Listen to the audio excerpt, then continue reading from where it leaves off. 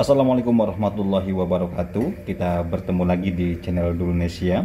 Saya Dul. Terima kasih sudah menonton video sebelumnya.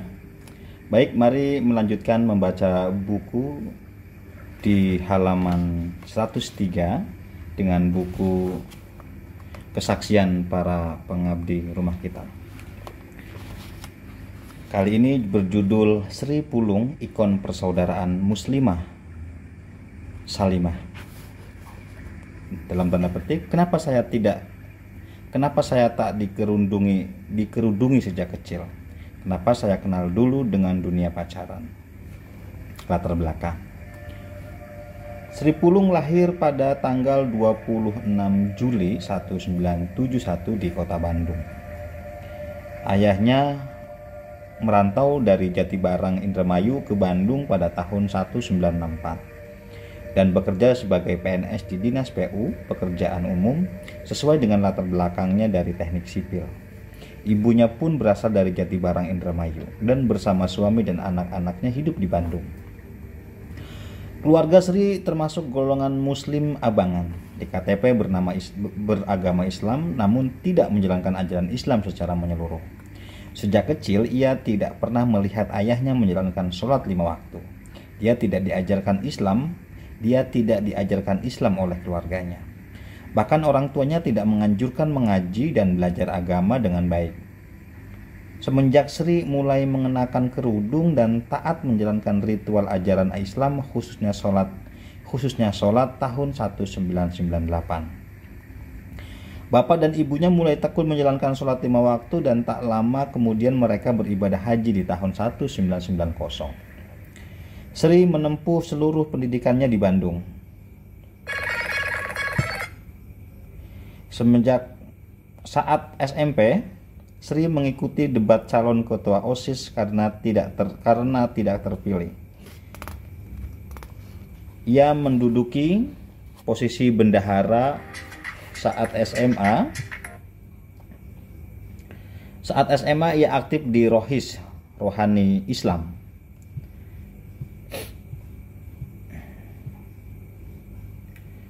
Meskipun Rohis bagian dari kegiatan OSIS, namun aktivitasnya hanya terbatas untuk pelajar yang beragama Islam.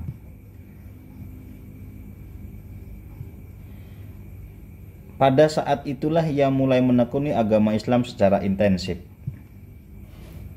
Paket Redivo, cicil hingga 12 bulan di ribuan merchant pilihan.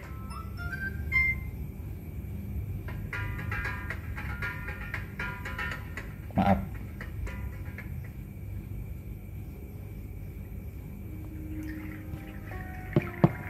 Baik, saya ulangi. Pada saat itulah ia mulai menekuni agama Islam secara intensif. Setamat SMA 10 Bandung, ia kuliah di jurusan Hubungan Internasional HI, Universitas Katolik Parahyangan Bandung. Ketika kuliah, ia aktif di salah satu ikatan mahasiswa Islam Unpar. Di sana ia mengikuti liqo, kajian, diskusi, pelatihan, dan kegiatan yang lainnya. Setelah lulus, sampai saat ini Sri masih kerap diminta membantu dan mengisi acara Ikatan Mahasiswa Islam Unpar. Bakat organisasinya itu akhirnya ia salurkan pada Ormas Salimah, Persaudaraan Muslimah. Masa pemupukan militansi Islam. Tahun 80-an adalah masa di mana Orde Baru melakukan represi terhadap gerakan Islam. Istilah Sri Pulung, pemerintah sedang ketakutan terhadap Islam. Segala simbol yang berbau Islam dilarang di ruang sekolah, di ruang sekolah dan pemerintah, termasuk jilbab. Mereka yang berani berjilbab seakan-akan menentang kebijakan dan otoritas rejim Orba yang sedang berada di puncak kekuasaan. Pada saat Sri kelas 2 SMA tahun 1988, ia mulai jatuh cinta terhadap semua yang berbau Islam. Kecintaan terhadap Islam itu ditandai dengan perasaan ingin memakai jilbab. Perasaan ini ia anggap aneh lantaran sejak kecil ia hidup di lingkungan keluarga yang tidak agamis.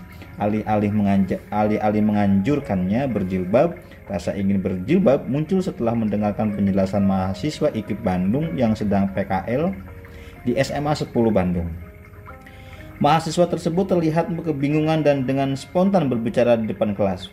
Perempuan yang baik adalah perempuan yang sesuai dengan Al-Quran. Ayat 59 surat Al-Ahzab yang berbunyi, Ya ayuhan nabiyyu kul li azwajika wa banatika wa nisa'il mu'minina yudnina 'alaihinna min jalabibihinna dzalika adna ayyurafna fala yu'dzain wa kana Allahu ghafurur rahima. Setelah membacakan ayat tersebut, mahasiswa itu mengatakan akan melanjutkan di pertemuan berikutnya dan membubarkan kelas. Sri penasaran dengan isi Al-Quran ayat 50 surat Al-Ahzab tersebut. Ia tidak memahami isinya sebab ia tidak mengerti bahasa Arab sama sekali dan tidak menyentuh Al-Quran. Sedangkan ayat tersebut ketika dibacakan tidak disertai dengan terjemahan dan menjelaskan tafsirnya. Sampai di rumah, Sri bergegas mencari terjemahan Al-Quran dan terkejut karena isinya tentang jilbab yang berbunyi, Hai Nabi, katakanlah pada istri-istrimu, anak-anakmu, dan istri-istri orang mukmin, hendaklah mereka mengulurkan jilbabnya seluruh tubuh mereka. Hal yang demikian itu supaya mereka lebih mudah untuk dikenal. Karena itu mereka tidak diganggu dan Allah adalah Maha Pengampun lagi Maha Penyayang. Setelah mengetahui kandungan ayat itu, keesokan harinya ia bersekolah dengan pakaian seperti biasa, rok di atas lutut, baju lengan pendek dan rambut tergerai. Sri baru tergugah ketika mahasiswa PKL menegur, "Sok kapan kalian mau pakai kerudung?" Saat Sri masuk SMA 10 Bandung tahun 1987, Rohis sangat hidup dan dinamis. Di tahun pertama, Sri belum masuk Rohis dan hanya mengamati saja dari jauh sambil berinteraksi dengan anggota Rohis. Setelah tergugah oleh teguran mahasiswa PKL itu, Sri mulai bergaul secara intensif dengan para anggota Rohis di tahun kedua 1988. Sri mulai mengikuti kajian keislaman yang diadakan Rohis setiap hari Jumat, Senin, dan Selasa. Seusai jam pelajaran setiap Selasa, para anggota Rohis belajar tentang praktik-praktik ibadah. Ia pun mulai mengikutinya walaupun saat itu komunitasnya eksklusif. Sri merasa nyaman bersama para anggota Rohis yang ia pandang ramah, sopan, dan tidak kasar. Sri akhirnya mantap berkerudung sebagaimana anggota Rohis lainnya.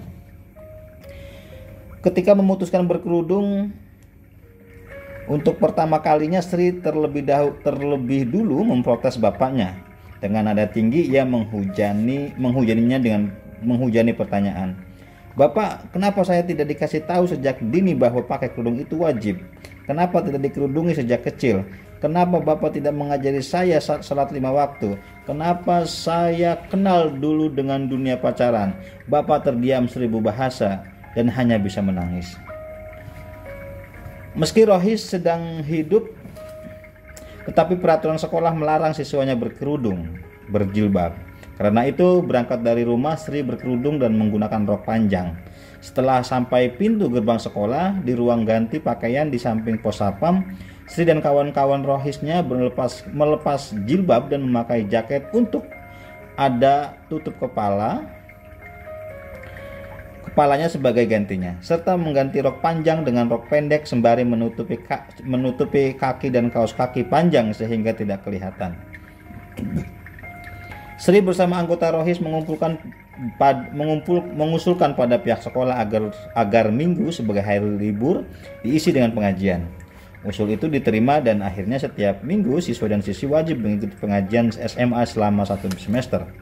Ada absensi yang ditandatangani orang tua dan wali kelas masing-masing. Setiap akhir pekan mereka mendengarkan ceramah agama dari sebagian guru atau para alumnus SMA.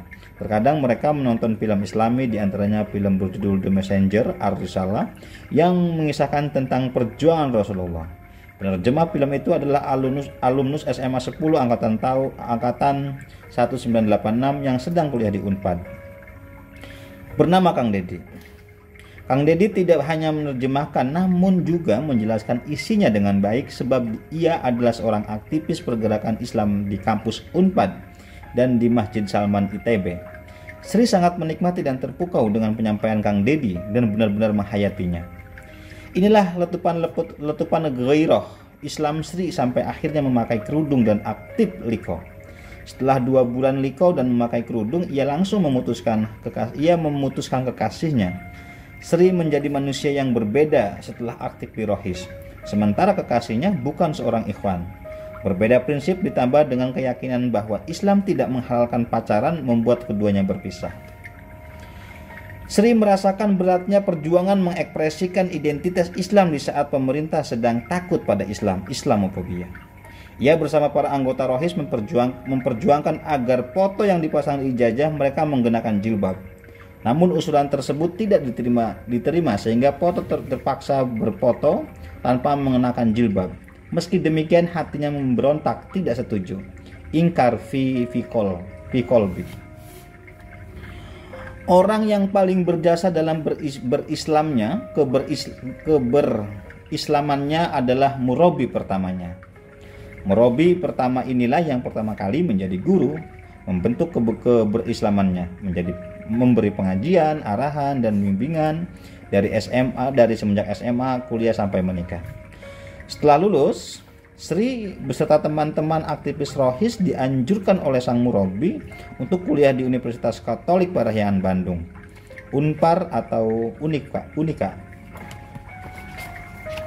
Tujuannya adalah supaya mereka bisa berdakwah di Unpar, yang dianggap sebagai sarang misionaris Kristen di Bandung. Pada tahun 1990 ia masuk Unpar, sementara yang kawan Rohis lainnya masuk universitas negeri seperti Unpad, IKIP, dan ITB. Di Unpar ia adalah satu-satunya mahasiswa yang berjilbab dan menjadi fenomena tersendiri. Namun ia justru disayang oleh dosen yang notabene-nya seorang pastor, romo atau preacher. Mereka berkostum pakaian hitam dengan kerah membelit leher dan tengahnya berwarna putih. Sri selalu mendapatkan nilai A dalam setiap mata kuliah mereka. Dalam hati Sri sendiri bertanya-tanya mengapa mereka memberikan perhatian khusus pada dirinya. Saat itu giroh keislamannya sedang menggebu-gebu. Perjuangan yang begitu berat dirasa mengasihkan. Misi dakwah di Unpar diembannya dengan penuh bersemangat. Ia merasa bebas berjilbab selepas dari SMA. Dan akhirnya berkumpul dengan para mahasiswi yang berjilbab lainnya dari berbagai kampus umum. Sri rajin mengikuti pengajian atau liko dan pengetahuan tentang konsep keluarga yang Islami yang dihasilkan dari liko itu ia sampaikan dan diterapkan di keluarganya. Ia juga banyak membaca buku-buku Islam. Berdasarkan pengetahuannya itu, ia memprotes banyak hal yang dilakukan orang tuanya. Ia mengkritisi dominasi bapaknya di dalam keluarga yang tidak menggunakan aturan syariah. Posisi sang ibu seakan dianggapnya tiada dan bahkan direndahkan oleh sang ayah. Ayahnya saja membagi harta warisan pada anaknya saja, sedangkan sang ibu sebagai istri tidak diberi bagian sedikit pun dari harta warisan ayah. Sikap ayahnya tersebut ditantang keras oleh Sri yang hendak menginsafkannya. Pada akhirnya sang ayah merasa bersalah dan bertaubat dan mendapatkan hidayah petunjuk untuk mempelajari Islam secara serius. Tak lama kemudian ayahnya naik haji di tahun 1990. Meskipun ayahnya sangat dominan dalam keluarga, Sri mengakui bahwa sebenarnya beliau berhati lembut. Setelah Sri masuk tarbiyah dan mengerti kewajiban dan cara menghormati orang tua, akhirnya beliau pun sebaliknya berbaik padanya. Tahun 1994 Sri cuti kuliah selama setahun karena hendak mencoba belajar usaha. Pada tahun 1995 ia naik haji bersama neneknya, kemudian menikah. Pada waktu itu ia masih dalam tahap menulis skripsi di Unpar. Skripsinya sangat unik dan mewakili ideologi yang selama ini diperjuangkan.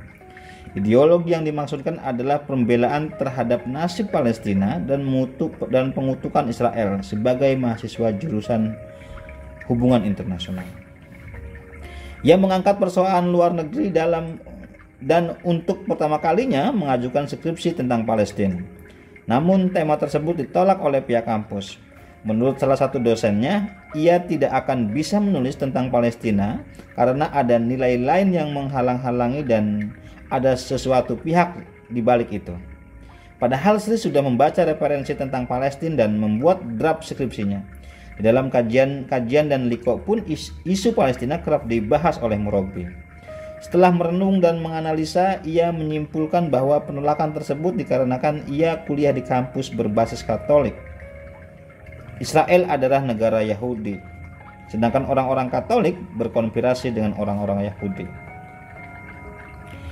Semester berikutnya ia mengganti tema skripsi. Suaminya menyarankan untuk mengangkat tema tentang pemodalan modal asing, penanaman modal asing. Istilah saat itu Polekin, politik ekonomi internasional. Kebetulan suaminya bekerja di pabrik obat sehingga ia mendapat kemudahan dalam mewawancari para pegawainya. Saat itu ia mulai hamil dan seminar skripsi diadakan saat ia sedang hamil 8 bulan. Di 10 hari setelahnya ia pun melahirkan anak pertamanya. Pada saat itu sang suami belum selesai kuliah dan masih bekerja di pabrik obat. Setelah dana terkumpul, suaminya melanjutkan kuliah lagi di ITB dan lulus sebagai apoteker. Terima kasih sudah menyaksikan membaca buku. Kita berlanjut di halaman 109 besok insya Allah. Terima kasih. Wassalamualaikum warahmatullahi wabarakatuh.